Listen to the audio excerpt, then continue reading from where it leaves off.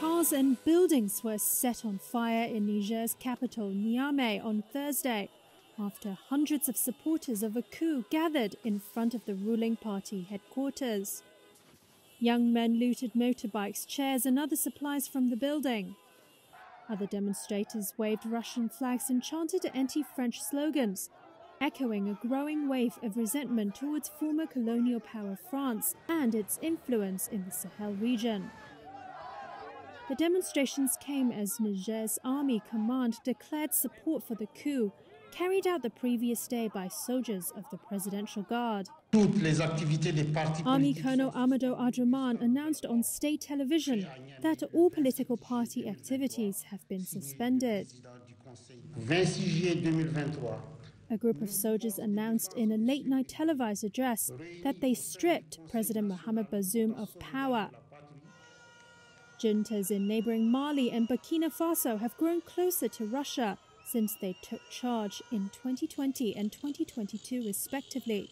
They cut ties with traditional Western allies.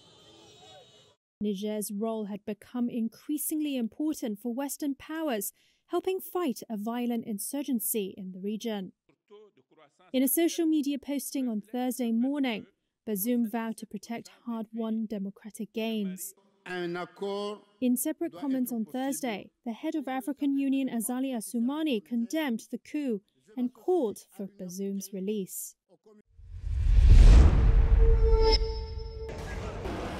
And there they go.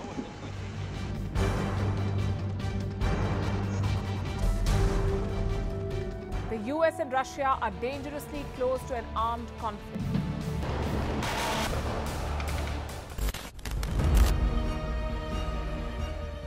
This year, 2023, New Delhi will be the capital of global diplomacy. For a country as diverse as ours, with 88% of the population illiterate, it was a very big deal to write a constitution, and that too, the world's largest. Meanwhile, if we may, here's a Republic Day gift from India for the BBC. A list of suggestions for the BBC for their upcoming documentaries. Number 1, the Kohinoor and the colonial loot. Number 2, an outdated monarchy and unhealthy obsession with the royals. Number 3, racism in 2023. We're waiting.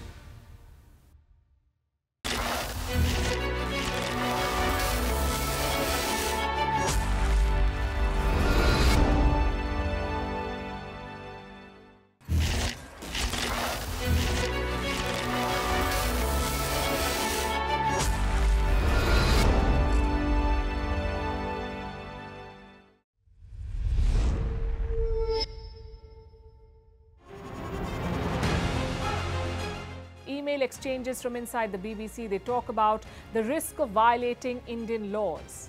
It's easier to rake up the freedom of speech debate, but does it give anyone a free pass to knowingly violate the law?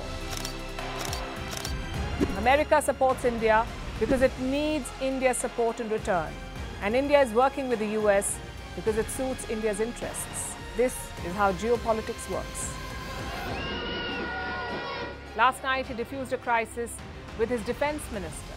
But today, Netanyahu was confronted with a new problem. His cabinet seems to have rebelled against him. The UK is looking at the Indian subcontinent to fill its coffers. That India seems to be negotiating from a position of power, like a partner and not a former colony.